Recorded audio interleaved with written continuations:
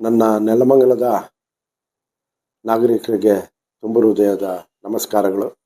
ಇದೇ ಶುಕ್ರವಾರ ಬೆಳಿಗ್ಗೆ ನಮ್ಮ ವೀರಾಂಜನೇಯ ಸ್ವಾಮಿ ದೇವಸ್ಥಾನ ಟ್ರಸ್ಟ್ ವತಿಯಿಂದ ಏನು KEB ಹಿಂಭಾಗ ಇರುವಂಥ ಪ್ರಸಿದ್ಧವಾದ ವೀರಾಂಜನೇಯ ಸ್ವಾಮಿ ದೇವಸ್ಥಾನದಲ್ಲಿ ಇದೇ ಶುಕ್ರವಾರ ಬೆಳಿಗ್ಗೆ 9:30ರಿಂದ 10:00ವರೆಗೆ ಅಲ್ಲಿ ಕಾರ್ಯಕ್ರಮವನ್ನು ಇದೆ. ಶ್ರೀರಾಮನವಮಿ ಪ್ರಯುಕ್ತ ವಿಜೃಂಭಣೆಯ ಪೂಜಾ ಕಾರ್ಯಕ್ರಮ ಮತ್ತು ಪೂಜೆಯ ನಂತರ ಏನು ನಮ್ಮ ಪುರಾತನವಾದ ಪ್ರತೀತಿಯಾದಂಥ ಪಾನಕ ಕೊಡೋದು, ಮಜ್ಜಿಗೆ ವಿತರಣೆ ಮಾಡೋದು ಮತ್ತು ಹೆಸರುಬೇಳೆ ವಿತರಣೆ ಮಾಡೋದು, ಇದನ್ನು ನಾವು ಮಾಡ್ತಾಯಿದ್ದೀವಿ. ದಯವಿಟ್ಟು ಎಲ್ಲ ಬಂದು ಆ ಭಗವಂತನ ಕೃಪೆಗೆ ಪಾತ್ರರಾಗಿ ಆ ಭಗವಂತನ ಆಶೀರ್ವಾದ ಪಡೆದು ಪ್ರಸಾದವನ್ನು ಸ್ವೀಕರಿಸಬೇಕಾಗಿ ನಾನು ಎಲ್ಲ ನಮ್ಮ ನಾಗರಿಕ ಪರವಾಗಿ ಮತ್ತು ವೀರಾಂಜನೇಯ ಸ್ವಾಮಿ ಟ್ರಸ್ಟ್ ಪರವಾಗಿ ತಮ್ಮಲ್ಲಿ ಕೋರ್ತೇನೆ. ನಮ್ಮಲ್ಲಿ ಒಂದು ವಿಶೇಷವಾದ ಏನು ಅಂದರೆ, ಸುಮಾರು ನಮ್ಮ ನೆಲಮಂಗಲ ನಗರಸಭೆ ವ್ಯಾಪ್ತಿನಲ್ಲಿ ಹಲವಾರು ಆಂಜನೇಯ ಸ್ವಾಮಿ ದೇವಸ್ಥಾನ, ಉತ್ತರಘಟ್ಟ ಇರ್ಬೋದು, ಇಪ್ಪೆ ಆಂಜನೇಯ ಸ್ವಾಮಿ ಇರ್ಬೋದು, ಇನ್ನಿತರ ಹಲವಾರು ಆಂಜನೇಯ ಸ್ವಾಮಿ ದೇವಸ್ಥಾನಗಳಿದೆ. ಪ್ರಮುಖವಾಗಿ ಪುರಾತನವಾದ ಆಂಜನೇಯ ಸ್ವಾಮಿಗಳು ಇದೆ. ಆದರೂ ಸಹ ನಮ್ಮ ಈ ವೀರಾಂಜನೇಯ ಸ್ವಾಮಿ ದೇವಸ್ಥಾನಕ್ಕೆ ತನ್ನದೇ ಆದ ಒಂದು ಬೃಹತ್ ಭಕ್ತಾದಿಗಳನ್ನ ಉಳ್ಳುವಂಥ ಈ ಒಂದು ಪ್ರಸಿದ್ಧವಾದ ಮತ್ತು ಪ್ರಬಲವಾದ ಏನು ಭಕ್ತರು ಏನೇ ಒಂದು ಕಷ್ಟದಲ್ಲಿ ಬಂದು ಭಗವಂತನ ಸನ್ನಿಧಿಯಲ್ಲಿ ಬೇಡ್ಕೊಂಡ್ರೆ ಅದು ಆ ಕಷ್ಟವನ್ನೆಲ್ಲ ನಿವಾರಣೆ ಮಾಡುವಂಥ ಶಕ್ತಿ ಇರುವಂಥ ಈ ಒಂದು ದೇವಸ್ಥಾನ ತುಂಬ 35-40 ವರ್ಷಗಳ ಇತಿಹಾಸವುಳ್ಳ ಈ ಒಂದು ದೇವಸ್ಥಾನ ನಾಳೆ ಶುಕ್ರವಾರ ನಾವು ಹನುಮ ಜಯಂತಿ ಮಾಡ್ತಾಯಿದ್ವಿ. ತಾವೆಲ್ಲರೂ ಆಗಮಿಸಿ ಆ ಭಗವಂತನ ಕೃಪೆಗೆ ಪಾತ್ರರಾಗಿ ಏನು ಪ್ರಸಾದವಾಗಿ ನಾವು ಹೆಸರುಬೇಳೆ, ಪಾನಕ ಮತ್ತು ಮಜ್ಜಿಗೆಯನ್ನು ವಿತರಣೆ ಮಾಡ್ತೀವಿ, ಅದನ್ನು ಸ್ವೀಕರಿಸಿ ಎಲ್ಲರೂ ಆ ಭಗವಂತನ ಆಶೀರ್ವಾದ ಪಡಿಬೇಕಾಗಿ ಕೋರ್ತೇನೆ. ಇದು ಒಂಥರ ಮಾರ್ಮಿಕ ಉತ್ತರ ಕೊಡಬೇಕು ಅಂದರೆ ಜನಗಳಲ್ಲಿ ಈಗ ಭಯಭಕ್ತಿ ಜಾಸ್ತಿ ಆಗ್ಬಿಟ್ಟಿದೆ.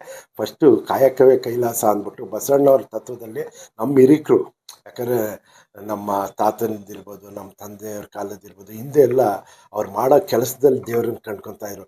ಈಗ ಸಮಾಜ ಸ್ವಲ್ಪ ಒಂದು ದಾರಿ ತಪ್ಪಿದೆ ಅಂತ ಹೇಳೋಕ್ಕೆ ಇಷ್ಟಪಡಲ್ಲ. ಆದರೆ ಆ ಒಂದು ಏನು ವ್ಯವಸ್ಥೆಯಲ್ಲಿ ಇಲ್ಲದೇ ಇದ್ದಾಗ ಜನಗಳಲ್ಲಿ ಭಗವಂತನ ಮೇಲೆ ತುಂಬ ಭಯಭಕ್ತಿ ಇದಾಗಿದೆ. ಸೊ ಆ ಒಂದು ಇದರಿಂದ ಇವತ್ತು ಎಲ್ಲ ಕಡೆಯೂ ಇದೆ. ಯಾಕಂದರೆ ನೀವು ಅವತ್ತಿನ ಜನಸಂಖ್ಯೆಗೂ ಇವತ್ತಿನ ಜನಸಂಖ್ಯೆಗೂ ಪೂರ್ಣ ವ್ಯತ್ಯಾಸಗಳಿರ್ಬೋದು. ಆದರೂ ಸಹ ಅವತ್ತು ದೇವಸ್ಥಾನಗಳಿಗೆ ಹೋಗ್ತಾ ಇದ್ದಿದ್ದೇ ಕಮ್ಮಿ ಮಂದಿಗಳು. ಎಲ್ಲರೂ ಬೆಳಿಗ್ಗೆ ಎದ್ದು ದುಡಿಮೆನಲ್ಲೇ ದೇವ್ರನ್ನ ಕಾಣ್ತಾಯಿದ್ರು. ಆ ಒಂದು ತಮ್ಮ ನಡವಳಿಕೆಯಲ್ಲೇ ದೇವ್ರನ್ನ ಕಾಣ್ತಾಯಿದ್ರು. ನಮ್ಮ ನಡವಳಿಕೆಯಲ್ಲೇ ಅವರು ಸರಿದಾರಿನಲ್ಲಿ ಹೋಗಿ ಎಲ್ರಿಗೂ ಮಾದರಿಯಾಗಿರ್ತಾಯಿದ್ರು. ಬಟ್ ಇವತ್ತು ಆ ರೀತಿ ಎಲ್ಲ ವ್ಯಕ್ತಿಗಳು ವಿರಳ ಆಗಿದೆ.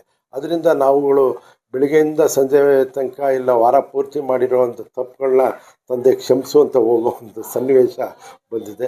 ಇದು ನಿಜಕ್ಕೂ ವಿಷಾದಕರ. ಆದರೂ ಸಹ ಏನು ನಿನ್ನೆ ಸಿದ್ದರಾಮಯ್ಯನವ್ರು ಹೇಳಿದ್ರಲ್ಲ ಬಡ್ಜೆಟ್ನಲ್ಲಿ, ಸೊ ದೇವರು ಎಲ್ಲೆಲ್ಲೂ ಇದ್ದಾನೆ, ಆದರೆ ದೇವಸ್ಥಾನದಲ್ಲೇ ಇದ್ದಾನೆ ಅಂತ ನಾನು ಒಪ್ಪಲ್ಲ ಅಂತ ಹೇಳ್ತಾರಲ್ಲ, ಅದಕ್ಕೆ ನಿಜಕ್ಕೂ ಮಾರ್ಮಿಕವಾಗಿ ಅವ್ರು ಹೇಳಿದ್ದಾರೆ. ಸೊ ಅದು ನಿಜನೂ ಸಹ. ಯಾಕಂದರೆ ನಮ್ಮ ನಡವಳಿಕೆ, ನಾವು ಮಾಡೋ ಕೆಲಸದಲ್ಲಿ ನಾವು ದೇವ್ರನ್ನ ಕಂಡುಕೊಂಡ್ರೆ ನಾವು ದೇವಸ್ಥಾನಕ್ಕೆ ಹೋಗೋ ಅಗತ್ಯನೇ ಬರಲ್ಲ.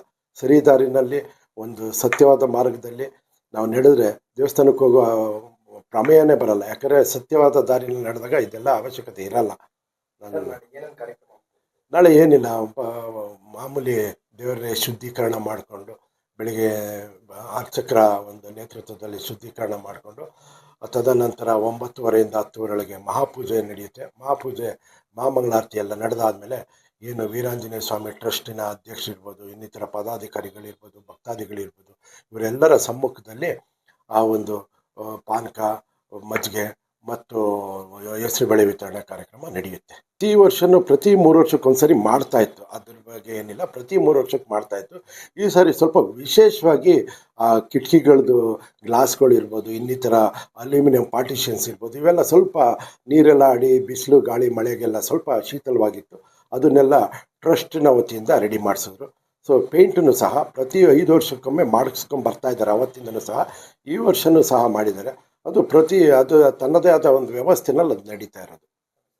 ಹೇಮಂತ್ ಕುಮಾರ್ ಅಂತ ಇಲ್ಲೇ ನಿವಾಸಿ.